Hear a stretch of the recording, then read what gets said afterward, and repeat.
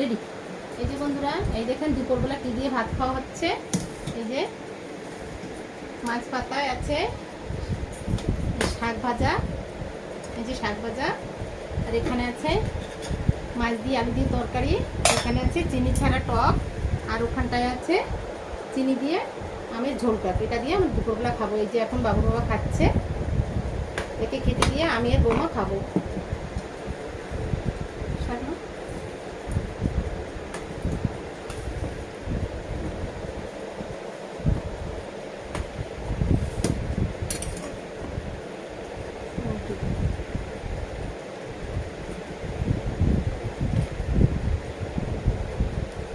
বন্ধুরা, আমাদের দুপুরে খাওয়াটা কেমন লাগে আপনারা কমেন্ট করে জানাবেন। আর যদি ভালো লাগে লাইক, কমেন্ট, সাবস্ক্রাইব করে দেবেন।